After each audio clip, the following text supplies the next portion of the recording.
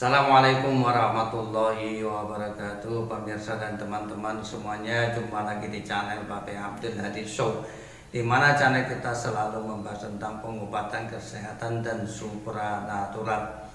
Pada kesempatan ini kita mohonkan doa kepada Allah agar kita dikaruniakan umur yang panjang, kesehatan yang prima, rezeki yang lancar, serta rumah tangga yang harmonis. Amin ya rabbal alamin. Pemirsa dan teman-teman semuanya, banyak sekali yang japri atau WA menanyakan bagaimana saya bisa membuktikan bahwa saya punya ilmu hikmah. Dan ini tentunya banyak sekali orang-orang yang mungkin baru belajar ilmu hikmah. Yang perlu diketahui adalah bahwa ilmu hikmah atau ilmu al-hikmah ini secara umum ini memang tidak bisa dibuktikan. Namun ketika kita ingin membuktikan, ini biasanya ada partner atau sesama perguruan ataupun teman yang punya ilmu kepekaan atau ilmu menyerang dengan emosi murni. Seperti yang saya sampaikan sebelumnya, bahwa untuk melatih emosi murni yaitu dengan cara bagaimana kita bacaan kemudian kita tarik nafas, maka dengan otomatis akan timbul satu emosi. Dan pertama, jangan menyerang orang dulu, tapi menyerang bantal yang sudah diisi. Pemirsa dan teman-teman semuanya, bahwa kita belajar ilmu hikmah ini bukan untuk dipamerkan kepada orang umum bahwa kita punya ilmu. Namun kita belajar ilmu hikmah ini lebih luas, yaitu bagaimana kita mendekatkan diri kepada Allah dengan bacaan-bacaan tadi, Asmaul Husna, sholawat, kemudian ayat tertentu, dalam rangka mendekatkan diri kepada Allah, agar kita dalam keadaan dimanapun, kapanpun, ini akan selalu mendapat ma'unah. Ma'unah itu adalah satu pertolongan dari Allah Subhanahu wa Ta'ala tanpa batas. Namun kalau kita sempitkan, belajar ilmu hikmah hanya sekedar bisa memukul jarak jauh musuh, ini terlalu sempit.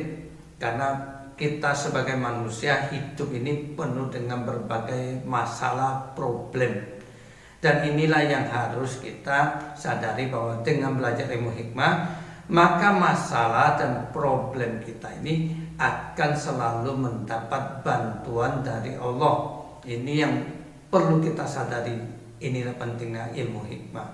Tapi kalau kita hanya sekedar bagaimana ini orang nyerang, kita dorong, ini hanyalah efek dari amalan punya kita. Umpamanya kita baca asma tertentu, ya Nasir, ya Wakil, ya Latif, atau asma tertentu, atau sholawat tertentu, ataupun ayat tertentu seperti surah Al-An'am ayat 103, la tudrikul absaru wa huwa yudrikul absara wa huwa latiful khabir. Dengan dipuasai 11 hari atau 21 hari, dibaca siang dan malam, maka dia akan menimbulkan satu power di dalam diri kita. Nah, power itulah yang bisa mengangkat doa kita secara cepat kepada Allah Subhanahu wa Ta'ala, sehingga kita dalam keadaan kondisi tertentu ada pertolongan. Namun ada kalanya ketika kita belajar ilmu hikmah atau kita rajin mewiridkan sesuatu, kita merasa tenang saja, tidak ada problem. Sebenarnya bukan tidak ada problem, tapi problem atau masalah kita ini sudah diangkat oleh Allah sebelum terjadi. Itu yang harus kita pahami. Cuma kadang-kadang kita tuh kepenginnya ada masalah terus kita atasi dengan bacaan tertentu. Namun ini sebenarnya kurang pas. Yang pas itu adalah bagaimana sebelum terjadi masalah tersebut, ini Allah sudah mengangkat masalah tersebut. Maka ketika orang mewiridkan atau membaca asma tertentu ilmu hikmah, ini dia akan merasakan hatinya tenang, tentrem, adem. Jadi apapun masalahnya, yakin bahwa ada sesuatu kekuatan yang luar biasa, yaitu Allah Subhanahu wa Ta'ala yang akan mengatasinya. Ini yang perlu. Kalau pemirsa dan teman-teman ini memang ingin praktek ilmu hikmah ini, ada caranya sebagai berikut. Yaitu pertama ini kita harus tarik nafas dulu ya. Jadi setiap tenaga dalam ini kita aktifkan ini dengan kekuatan nafas pertama itu, yaitu tarik nafas dulu. Nah, setelah tarik ini kita tekan napasnya ke bawah ya, ke perut ya. Kemudian perutnya kita kembungkan, ini napasnya sudah ke sini. Nah, setelah itu baru tangan kita dikencangkan ya. Dibuka telapak tangan seperti ini, kemudian dikencangkan. Nah, seperti ini ada getaran halus ya.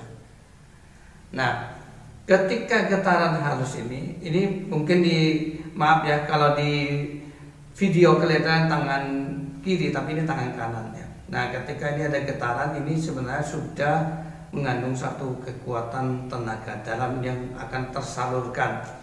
Apabila seseorang kemasukan, maka ini telapak tangan terbuka ditempelkan ke keningnya. Ya, gitu.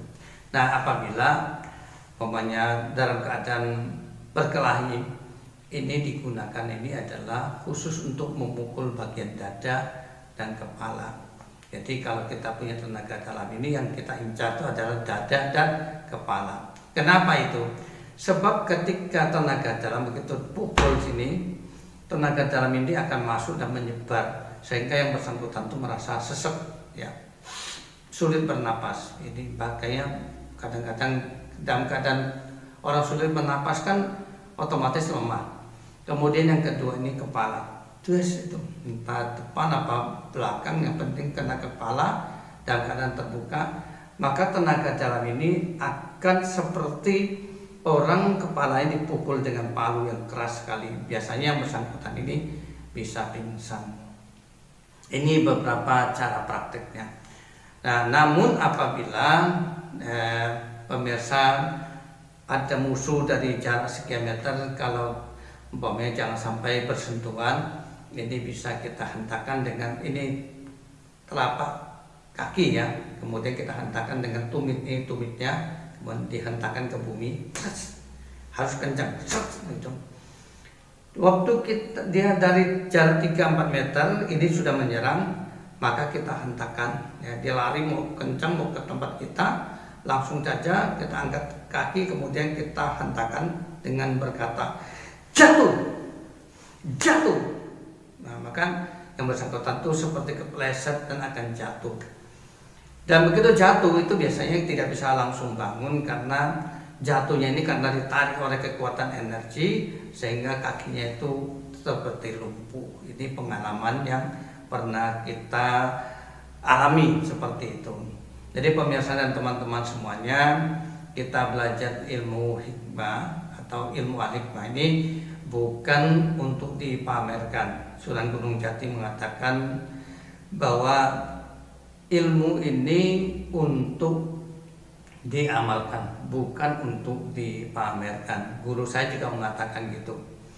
Dan ini juga kita harus terapkan, bahwa ilmu hikmah adalah kita mengamalkan agar kita selalu mendapat ma'unah, pertolongan dari Allah dalam keadaan apapun, dimanapun.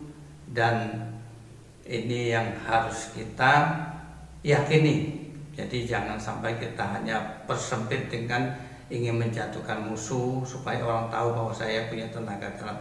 Saya dari tahun 85 sampai sekarang saya tetap membaca apa yang guru berikan.